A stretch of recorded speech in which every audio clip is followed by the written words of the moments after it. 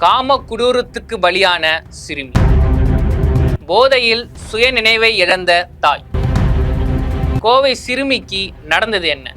விரிவாக பார்க்கலாம் வாங்க. 12ஆம் வகுப்பு பொதுத் தேர்வில் மாநில அளவில் சிறப்பிடம் பிடித்த நாமக்கல் குறிஞ்சி மெட்ரிக் மேல்நிலைப் பள்ளி 10ஆம் வகுப்பு பொதுத் தேர்வில் 490 மதிப்பெண்களுக்கு மேல் பெறும் மாணவர்களுக்கு கல்வி கட்டணம் முழுவதும் இலவசம். நீட் ரிப்பீட்டர்ஸ் பேட்ச் மற்றும் ஒரு வருட சிறப்பு பயிற்சி வகுப்புகள். குறிஞ்சி கல்வி நிறுவனங்கள், காவேரிப்பட்டி, நாமக்கல். ஹாய் வியூவர்ஸ், கடந்த 2 நாளாக பெற்றோர்களும் சரி, ஏன் பெண் பிள்ளையை பெற்றிருக்க எந்த குடும்பமும் சரி நிம்மதியாக உறங்க முடியல அப்படின்னு சொல்லி ஆகணும்.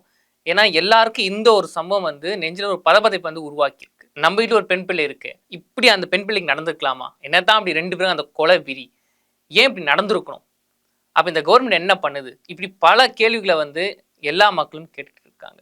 ஆமாங்க, கோவை சூலூரில் மே 21ஆம் தேதி மாலை டைமில் 10 வயது சிறுமி காணாமல் போகிறாங்க. கடந்த 2 நாளாகவே அந்த குழந்தை இறந்ததை தான் ரொம்ப பரபரப்பாக பேசிட்டு இருக்காங்களே. மோகன்ராஜ், கார்த்திக், இவங்க 2 பேரும் மனுஷங்களா இல்லை மனுஷ ரூபத்தில் இருக்க மிருகங்களா? மிருகம் கூட இப்படி செய்யாது. அந்த குழந்தைய கடத்திட்டு போய் அதை நான் சாக்லேட் வாங்கி தரேன் வாமா அப்படின்னு சொல்லி கூட்டிகிட்டு போய் அந்த குழந்தைய சீரழித்து கொன்று இப்படி பண்ணியிருக்கீங்க.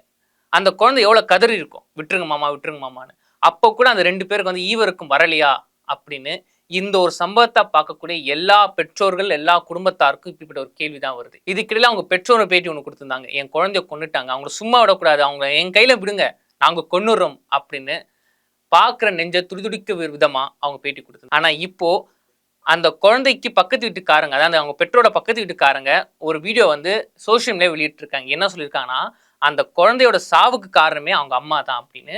என்னடா இது, ஒரு குழந்தையோட மரணத்துக்கு அம்மா காரணமா? என்ன நடந்துச்சு அப்படின்னு தான் எல்லாரும் கேட்குறாங்களே. என்ன நடந்திருக்குன்னா, அந்த வீடியோவில் அவங்க என்ன சொல்லியிருக்காங்கன்னா, அதாவது அந்த குழந்தை வீட்டில் விளையாடினது இருக்கு, ஏதோ சாக்லேட் வாங்கி தரேன்னு சொல்லி அவங்க பக்கத்து வீட்டுக்காரங்க கூட்டின்னு போயிருக்காங்க. சரி, அந்த குழந்தை போகும்போது காணாமல் போன வரைக்கும் அவங்க அம்மா என்ன பண்ணிருந்தாங்க? அவங்க அம்மா ஃபுல் போதையில் இருந்தாங்க. அவங்க அம்மா மட்டும் குடிப்பழக்கத்துக்கு அடிமை ஆகாம ஃபுல் போதை இல்லாமல் இருந்தா அந்த குழந்தை காணாமே போயிருக்காது.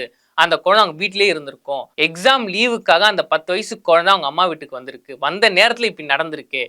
அப்போ இது முழுக்க முழுக்க அவங்க அம்மா கூட ஒரு குறையா சொல்லலாம் அப்படின்னா அந்த பக்கத்து வீட்டுக்கார பெண் ஒரு வீடியோ வெளியிட்டிருக்காங்க. இதுக்கு அவங்க அம்மா ரிப்ளை கொடுத்துருக்காங்க. என்ன கொடுத்துருக்காங்கன்னா, நாங்கள் பாருங்க, எனக்கு தண்ணி அடிக்க பழக்கலாம் கிடையவே கிடையாது, அவனே ஃபுல் போதெல்லாம் இல்லவே இல்லை, அங்கே நடந்தது வேற ஒன்று, என்னோட கணவருக்கு குடிப்பழக்கம் இருக்குது, அதனால அவர் என்ன பண்ணியிருக்காருன்னா, அவர் குடிக்கிற கூல்ட்ரிங்க்ஸில் அந்த போதை சமாஜத்தை கலந்து வச்சிருக்காரு. அது தெரியாமல் நான் குடிச்சிட்டேன், வேலை முடிச்ச டயர்ல அன்னைக்கு நான் குடிச்சிட்டேன். அவர் கூல்ட்ரிங்க்ஸை எப்போ அந்த மதுவை கலந்துருக்காருன்னா, என் குழந்தை காணா போனால் 2 நாளைக்கு முன்னாடி கலந்து வச்சிருக்காரு. நான் அது தெரியாமல் அன்னைக்கு நான் குடிச்சிட்டேன், குடிச்சதுனால தான் எனக்கு மயக்கம் வந்துருச்சு. ஆக மொத்தத்தில் வேண்டே குடிச்சிட்டோ இல்லை குடிப்பழத்துக்கு அடிமையெல்லாம் கிடையவே கிடையாது, இது தப்பாக பரப்புகிறாங்க, எனக்கு குழந்தை காணாமல் இப்போ நான் வருத்தமாக இருக்குது, இந்த டைம்ல இவங்களும் இந்த மாதிரிலாம் சொல்கிறது எனக்கு ரொம்ப மனக்கஷ்டத்தை ஏற்படுத்துது அப்படின்னு அவங்க அம்மா சொல்லியிருக்காங்க. அவங்க இன்னொரு குற்றச்சாட்டை முன்வைக்கிறேன்னா, அவங்க கணவர் மேலே வைக்கிறேன், என் குழந்தை இறந்து போச்சு, அதே எனக்கு வருத்தமாக இருக்குது, இதுக்கிடையில் என்னோட குழந்தைய எரிக்க போகிறாங்க, அது கூட ஒரு அம்மாவே எங்கிட்ட யாருமே சொல்லவே இல்லை, என் கணவரே சொல்லலை, இது என்ன நியாயம் இருக்குது, ஒரு பெத்த அம்மா கூட நீங்கள் சொல்ல மாட்டீங்களா, இதை என் கணவர் மேலே குற்றச்சாட்டு வைக்கிறேன் அப்படின்னு அந்த அம்மா சொல்லியிருக்காங்க. இப்போ இதுக்கிடையில மக்கள் என்ன சொல்றாங்க பார்த்தீங்கன்னா, இந்த மாதிரி பெண் குழந்தைகளுக்கு பாதுகாப்பு இல்லையோ தமிழ்நாட்டில் அப்படி ஒரு கேள்வி வருது. பெண் குழந்தைங்களாம் நாட்டோட எதிர்காலம்னு சொல்றீங்க, ஆனால் இப்போ அந்த பெண் குழந்தைகளுக்கு எதிர்காலமே இல்லாத மாதிரி சில காம கொடூரர்கள் பண்றாங்க, இதுக்கு நீங்க என்ன சொல்ல போறீங்க அப்படின்னு அவங்க கேள்வி கேட்குறாங்க. இப்போ கொஞ்ச நேரத்துக்கு முன்னாடி கூட தமிழ்நாட்டோட போக்குவரத்துறை அமைச்சர் பார்த்திபன் அவர்கள் ஆறுதல் சொல்லியிருக்காரு, நீங்க கவலைப்படாதீங்க, அரசு இருக்கு, அந்த 2 பேருக்கும் என்ன தண்டனை கொடுக்கணுமோ அது அரசு கண்டிப்பாக கொடுக்கும் அப்படின்னு சொல்றாங்க. ஆனால் என்ன இருந்தால் மக்களுக்கு ஒரு கோரிக்கை என்னன்னா, இப்படி குற்றம் நடந்த பிறகு அந்த குற்றவாளிகள் இவங்க தான் கண்டுபிடிச்ச பிறகும் அவங்களே நீங்க தண்டிக்காம இருக்கீங்க, அவங்கள நடு ரோட்ல சுட்டு தள்ளுங்க, இல்லை நடு ரோட்ல அவங்களுக்கு தண்டனையை கொடுங்க, அதை விட்டு நீங்க கேஸ் நடத்துறேன்னு சொல்லி அவங்களை ஜெயில வச்சிருந்து சரியே கிடையாது அப்படின்னு மக்கள் சொல்றாங்க. ஆனால் அரசு தலைவர் என்ன சொல்றாங்கன்னா, இந்த குற்றத்துக்கு சரியான தண்டனை அரசு வாங்கி தரும். கடந்த 2 நாளாக பெற்றோர்களும் சரி, ஏன் பெண் பிள்ளையை பெற்றிருக்க எந்த குடும்பமும் சரி நிம்மதியாக உறங்க முடியல அப்படின்னு சொல்லி ஆகணும். ஏன்னா எல்லாருக்கும் இந்த ஒரு சம்பவம் நெஞ்சில் ஒரு பதபதைப்பு உருவாக்கியிருக்கு. நம்ம வீட்டில் ஒரு பெண் பிள்ளை இருக்கு, இப்படி அந்த பெண் பிள்ளைக்கு நடந்துக்கலாமா? என்னதான் அப்படி 2 பேரும் அந்த கொலை விரி ஏன் இப்படி நடந்திருக்கணும்? அப்போ இந்த கவர்மெண்ட் என்ன பண்ணுது? இப்படி பல கேள்விகளை எல்லா மக்களும் கேட்டுட்டு இருக்காங்க. ஆமாங்க, கோவை சூலூரில் மே 21ஆம் தேதி மாலை டைமில் 10 வயது சிறுமி காணாமல் போகிறாங்க. கடந்த 2 நாளாகவே அந்த குழந்தை இறந்ததை தான் ரொம்ப பரபரப்பாக பேசிட்டு இருக்காங்களே. மோகன்ராஜ், கார்த்திக், இவங்க 2 பேரும் மனுஷங்களா இல்லை மனுஷ ரூபத்தில் இருக்க மிருகங்களா? மிருகம் கூட இப்படி செய்யாது. அந்த குழந்தைய கடத்திட்டு போய் அதை நான் சாக்லேட் வாங்கி தரேன் வாமா அப்படின்னு சொல்லி கூட்டிட்டு போய் அந்த குழந்தைய சீரழிச்சு கொன்னு இப்படி பண்ணியிருக்கீங்க. அந்த குழந்தை எவ்வளோ கதறி இருக்கும், விட்டுருங்க மாமா விட்டுருங்க மாமான்னு. அப்போ கூட அந்த 2 பேருக்கு வந்து ஈவருக்கும் வரலையா அப்படின்னு இந்த ஒரு சம்பவத்தை பார்க்கக்கூடிய எல்லா பெற்றோர்கள் எல்லா குடும்பத்தாருக்கும் இப்படிப்பட்ட ஒரு கேள்வி தான் வருது. இதுக்கிடையில அவங்க பெற்றோரை பேட்டி ஒன்று கொடுத்துருந்தாங்க. என் குழந்தைய கொண்டுட்டாங்க, அவங்கள சும்மா விடக்கூடாது, அவங்க என் கையில விடுங்க, நாங்கள் கொன்னுறோம் அப்படின்னு பார்க்குற நெஞ்ச துடிதுடிக்க விதமா அவங்க பேட்டி கொடுத்தாங்க. ஆனால் இப்போ அந்த குழந்தைக்கு பக்கத்து வீட்டுக்காரங்க, அதாவது அவங்க பெற்றோட பக்கத்து வீட்டுக்காரங்க ஒரு வீடியோ வந்து சோஷியல் மீடியா வெளியிட்டு இருக்காங்க. என்ன சொல்லியிருக்காங்கன்னா, அந்த குழந்தையோட சாவுக்கு காரணமே அவங்க அம்மா தான் அப்படின்னு. என்னடா இது, ஒரு குழந்தையோட மரணத்துக்கு அம்மா காரணமா, என்ன நடந்துச்சு அப்படின்னு தான் எல்லாரும் கேட்குறாங்களே. என்ன நடந்திருக்குன்னா, அந்த வீடியோல அவங்க என்ன சொல்லியிருக்காங்கன்னா, அதான் அந்த குழந்தை வந்து வீட்டில் விளையாடினது இருக்கு, ஏதோ சாக்லேட் வாங்கி தரேன்னு சொல்லி அவங்க பக்கத்து வீட்டுக்காரங்க கூட்டின்னு போயிருக்காங்க. சரி, அந்த குழந்தை போகும்போது காணாம போன வரைக்கும் அவங்க அம்மா என்ன பண்ணிட்டு இருந்தாங்க? அவங்க அம்மா வந்து ஃபுல் போதையில் இருந்தாங்க. அவங்க அம்மா மட்டும் குடிப்பழக்கத்துக்கு அடிமை ஆகாம ஃபுல் போதை இல்லாமல் இருந்தா அந்த குழந்தை காணாமே போயிருக்காது. அந்த குழந்தை அவங்க வீட்டிலேயே இருந்திருக்கும். எக்ஸாம் லீவுக்காக அந்த 10 வயசு குழந்தை அவங்க அம்மா வீட்டுக்கு வந்திருக்கு. வந்த நேரத்தில் இப்படி நடந்திருக்கு.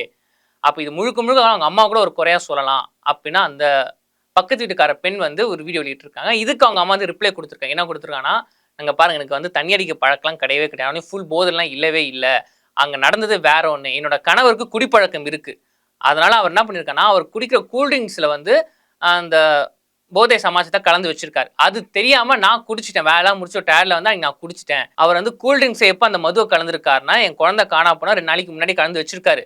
நான் அது தெரியாம அன்னைக்கு நான் குடிச்சிட்டேன்.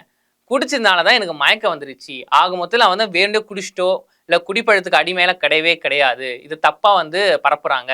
எனக்கு குழந்தை காணாமல் இப்போ நான் வருத்தமா இருக்கு. இந்த டைம்ல இருந்து இவங்க இந்த மாதிரிலாம் சொல்றது வந்து எனக்கு ரொம்ப மனக்கஷ்டத்தை ஏற்படுத்துது அப்படின்னு அவங்க அம்மா சொல்லியிருக்காங்க. அவங்க இன்னொரு குற்றச்சாட்டை முன்வைக்கிறேன்னா, அவங்க கணவர் மேலே வைக்கிறேன், என் குழந்தை வந்து இறந்து போச்சு, அதே எனக்கு வருத்தமா இருக்கு. இதுக்கிடையில வந்து என்னோட குழந்தைய வந்து எரிக்க போறாங்க, அது கூட ஒரு அம்மாவே எங்கிட்ட வந்து யாருமே சொல்லவே இல்லை, என் கணவரே சொல்லலை. இது வந்து என்ன நியாயம் இருக்கு? ஒரு பெத்த அம்மா கூட நீங்க சொல்ல மாட்டீங்களா? இதை வந்து என் கணவர் மேல குற்றச்சாட்டு வைக்கிறேன் அப்படின்னு அந்த அம்மா சொல்லியிருக்காங்க. இப்போ இதுக்கிடையில மக்கள் என்ன சொல்றாங்க பார்த்தீங்கன்னா, இந்த மாதிரி பெண் குழந்தைகளுக்கு பாதுகாப்பு இல்லையோ தமிழ்நாட்டில் அப்படி ஒரு கேள்வி வருது. பெண் குழந்தைங்களாம் வந்து நாட்டோட எதிர்காலம்னு சொல்றீங்க, ஆனால் இப்போ அந்த பெண் குழந்தைகளுக்கு எதிர்காலமே இல்லாத மாதிரி சில காம கொடூரர்கள் பண்றாங்க, இதுக்கு நீங்க என்ன சொல்ல போறீங்க அப்படின்னு அவங்க கேள்வி கேட்குறாங்க. இப்போ கொஞ்ச நேரத்துக்கு முன்னாடி கூட தமிழ்நாட்டோட போக்குவரத்துறை அமைச்சர் பார்த்திபன் அவர்கள் வந்து ஆறுதல் சொல்லியிருக்காரு. நீங்க கவலைப்படாதீங்க, அரசு இருக்கு, அந்த 2 பேருக்கும் என்ன தண்டனை கொடுக்கணுமோ அது அரசு கண்டிப்பா கொடுக்கும் அப்படின்னு சொல்றாங்க. ஆனா என்ன இருந்தா மக்களுக்கு ஒரு கோரிக்கை என்னன்னா, இப்படி குற்றம் நடந்த பிறகு அந்த குற்றவாளிகள் இவங்க தான் கண்டுபிடிச்ச பிறகும் அவங்க ஏன் நீங்க வந்து தண்டிக்காம இருக்கீங்க? அவங்கள வந்து நடு ரோட்ல வந்து சுட்டு தள்ளுங்க, இல்ல நடு ரோட்ல வந்து அவங்களுக்கு தண்டனை கொடுங்க, அதை விட்டு வந்து நீங்க வந்து கேஸ் நடத்துறேன்னு சொல்லி அவங்களை ஜெயில வச்சிருந்தது சரியே கிடையாது அப்படின்னு மக்கள் சொல்றாங்க. ஆனா அரசு தலைவர் என்ன சொல்றாங்கன்னா, இந்த குற்றத்துக்கு சரியான தண்டனை அரசு வாங்கி தரும் அப்படின்னு. 12ஆம் வகுப்பு பொதுத் தேர்வில் மாநில அளவில் சிறப்பிடம் பிடித்த நாமக்கல் குறிஞ்சி மெட்ரிக் மேல்நிலைப் பள்ளி 10ஆம் வகுப்பு பொதுத் தேர்வில் 490 மதிப்பெண்களுக்கு மேல் பெறும் மாணவர்களுக்கு கல்வி கட்டணம் முழுவதும் இலவசம். நீட் ரிப்பீட்டர்ஸ் பேட்ச் மற்றும் 1 வருட சிறப்பு பயிற்சி வகுப்புகள்.